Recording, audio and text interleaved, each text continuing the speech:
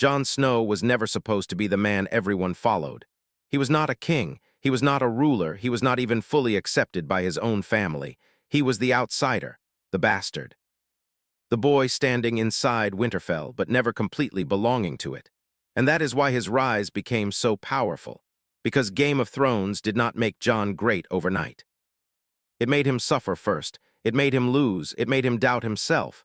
It made him earn every piece of respect he got.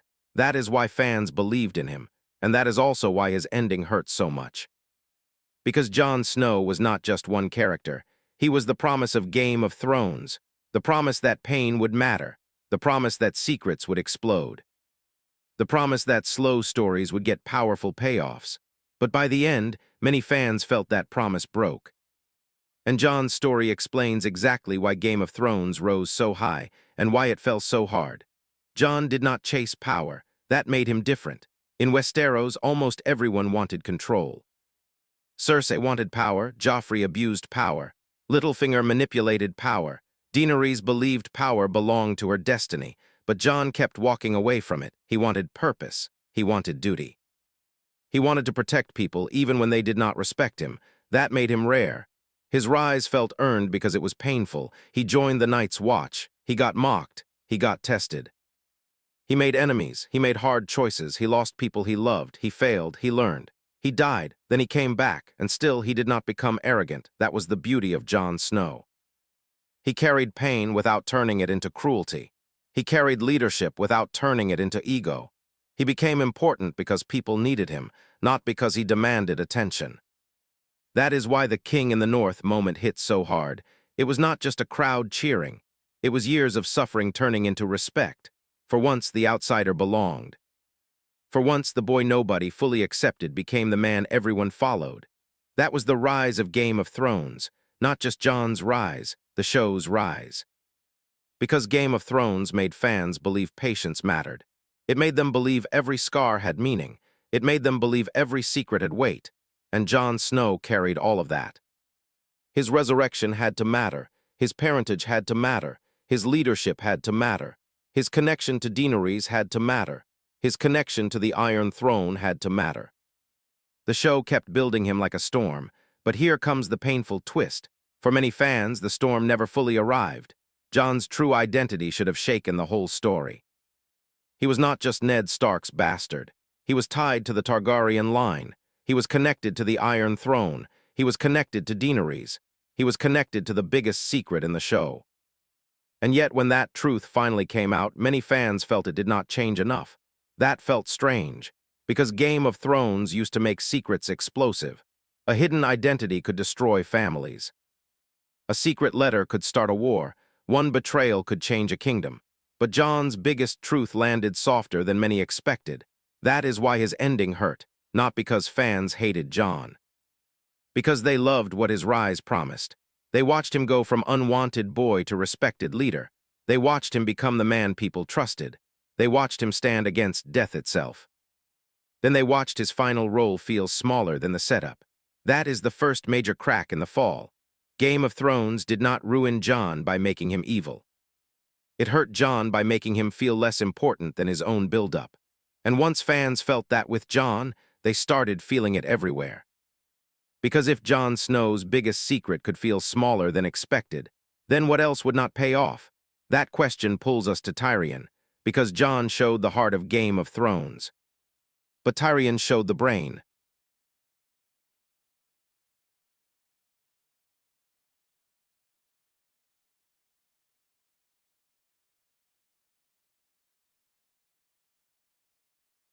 Tyrion Lannister showed another reason Game of Thrones became legendary. Jon Snow gave the show heart. Tyrion gave it brain. He did not need dragons. He did not need armies. He did not need a crown. He only needed a room full of dangerous people, and one perfect sentence. That was his power. Tyrion made dialogue feel like battle. He could insult someone and expose their weakness at the same time. He could joke while bleeding inside. He could lose everything and still sound sharper than everyone around him. That is why fans loved him. Tyrion was not powerful in the usual way. He was not tall. He was not a warrior. He was not treated like the future of House Lannister. Most people around him underestimated him. His own family treated him like a problem. His father saw him as an embarrassment. His sister hated him, and the world kept reminding him that he did not fit the image of power. But Tyrion survived because he understood people. He understood pride, he understood fear, he understood cruelty. He understood what people wanted before they said it out loud. That made him dangerous. In early Game of Thrones, intelligence felt like armor, and Tyrion wore it better than anyone. His best scenes did not need action, they needed pressure, a courtroom, a dinner table. A quiet conversation, a dangerous insult, that was enough, because the writing trusted words. That is why his trial speech became so unforgettable. It was not just a speech. It was years of pain exploding. Every insult, every betrayal, every fake smile, every moment where his family treated him like a mistake. It all came out, and fans felt it. That was peak Game of Thrones. A man standing alone in a courtroom could feel more intense than a battle, because the emotion was earned. The rage was earned. The betrayal was earned. And that is why Tyrion's rise mattered so much. He proved the show did not need spectacle to be powerful. It just needed great writing. But here comes the second crack. As the show moved toward the end, many fans felt Tyrion became less sharp. His plans failed more often. His warnings came too late. His judgment weakened. The man who once saw through everyone started missing obvious danger. And that hurt the show. Because Tyrion was not just another fan favorite. He represented the writing itself. When Tyrion felt clever, the show felt clever. When Tyrion felt lost, the show felt lost. That is why his later seasons frustrated so many viewers. It felt like the show's brain was fading. And once fans felt that, every mistake became louder. Because Game of Thrones did not rise on shock alone. It rose on smart shock. That difference matters. Shock with logic becomes legendary. Shock without enough setup feels empty. The early seasons understood that.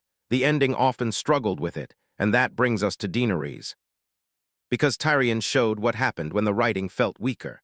But Daenerys showed what happened when a legendary rise turned into the most painful fall.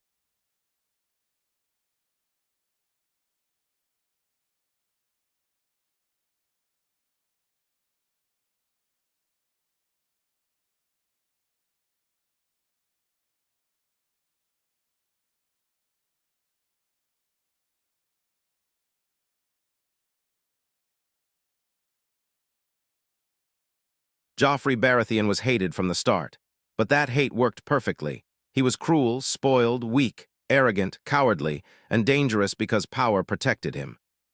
Fans hated Joffrey because the show wanted them to hate him. That is important. His villainy had shape, his scenes had purpose, his cruelty created tension. Every time Joffrey smiled, you wanted someone to stop him. Every time he sat on the throne, Westeros felt unfair. That made him one of the show's strongest villains.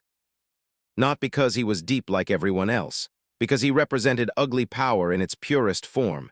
He did not earn the crown, he did not respect the crown. He used the crown to hurt people. That made him easy to hate, but it also made him effective. Joffrey showed what Game of Thrones did so well in its rise. It made emotions feel earned. You hated him because the story built that hate carefully. Scene by scene, choice by choice, cruelty by cruelty. He was not just annoying, he was dangerous, he was not just spoiled. He was protected by a system that rewarded him. That is what made him terrifying. A monster with no wisdom is scary. A monster with a crown is worse, and Joffrey had the crown. That is why his death felt so satisfying. Not random, not cheap. Satisfying, the audience waited for justice, and the story finally gave it. That is what payoff looks like. The show built the hate. Then it delivered the release. That is why Joffrey explains the rise so clearly. He proves Game of Thrones knew how to create hate the right way. The show made you despise him. Then it paid that emotion off. Daenerys was different. Her fall needed a different kind of writing. You cannot turn a hero into a monster the same way you write a monster from the start. Joffrey could be hated immediately. Daenerys needed to collapse slowly. That contrast explains why the ending became so divisive. Joffrey's hate felt designed. Daenerys' hate felt rushed to many fans. And that difference is the heart of the fall. The early seasons made fans hate characters. The final season made fans question the storytelling. That is a huge difference. When you hate Joffrey, the story is working. When you hate the writing, the story is breaking, and that is why Game of Thrones' fall felt so personal. Because the audience did not just lose characters, they lost trust.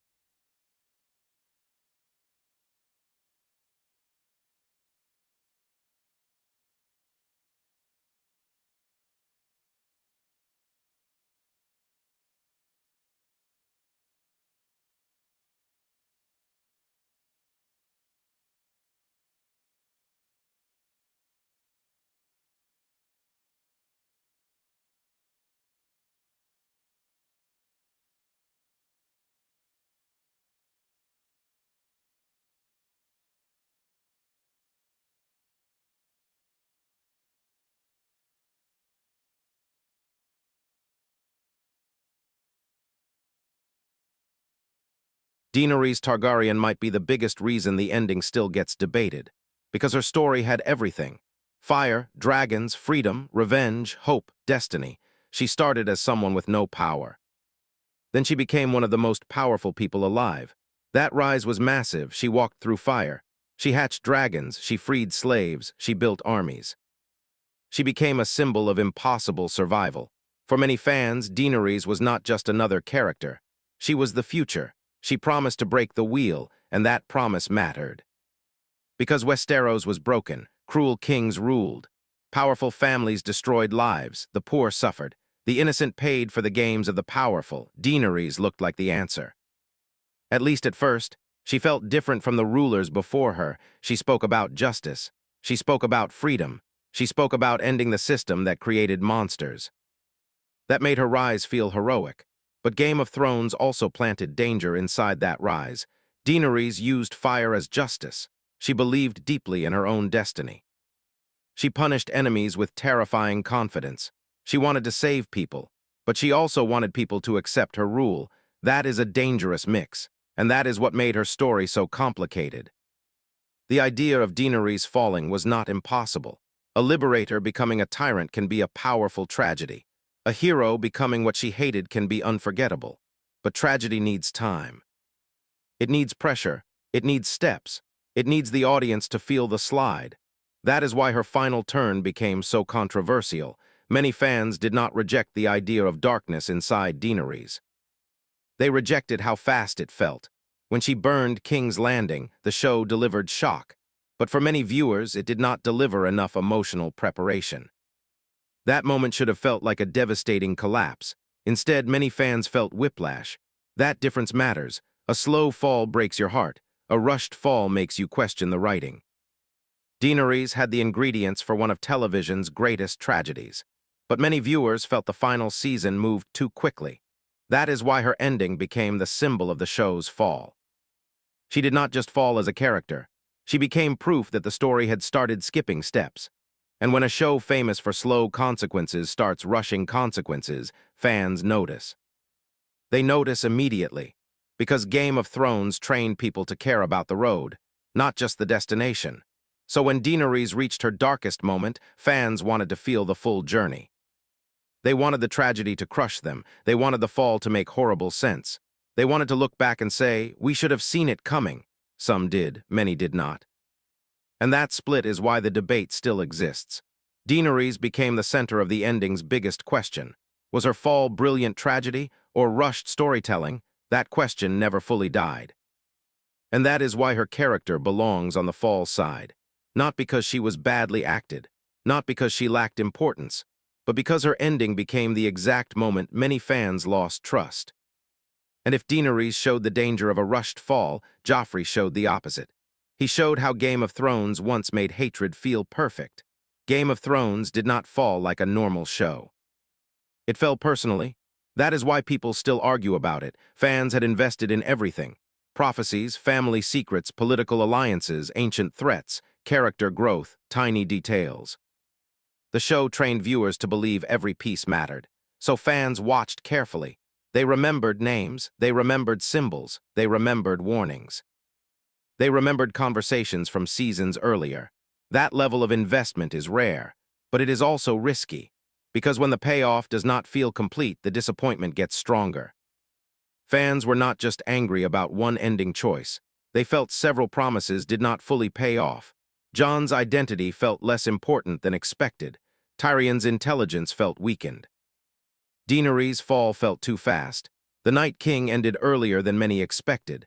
The final political resolution felt rushed. That created a pile of frustration, not one crack, many cracks. And when enough cracks appear at once, the whole legacy starts shaking. That is why the backlash was so huge. People were not just asking, who won the throne? They were asking, was the journey worth it? That question is brutal, because Game of Thrones was built on journey. The show made viewers love slow burns. It made viewers love setup. It made viewers love consequences. It made viewers feel smart for paying attention.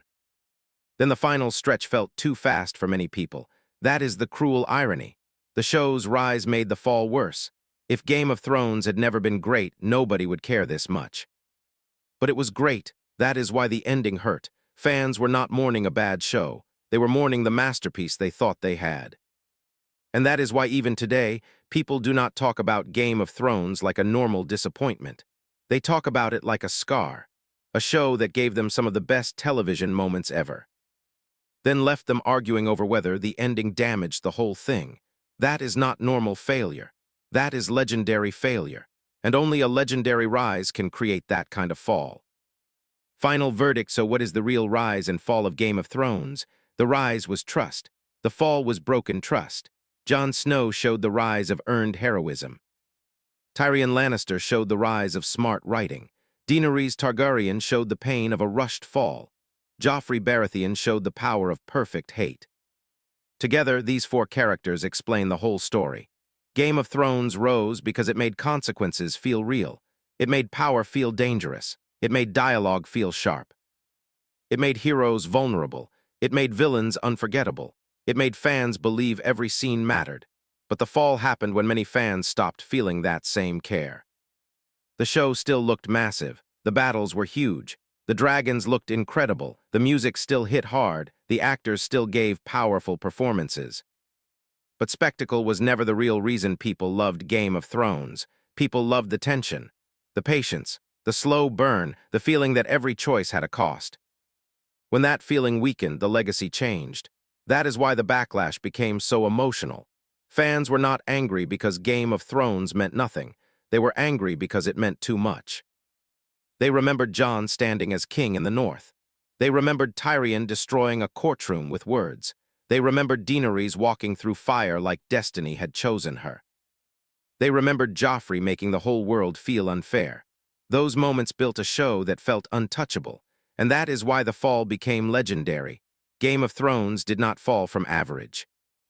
It fell from greatness. That is the final truth.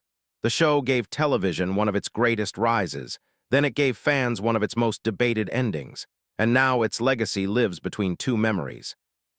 The masterpiece people loved, and the ending they cannot forget, because Game of Thrones did not disappear after the fall. It became something stranger, a legend with a scar. And maybe that is why people still talk about it. The rise was too powerful to forget, and the fall was too painful to ignore.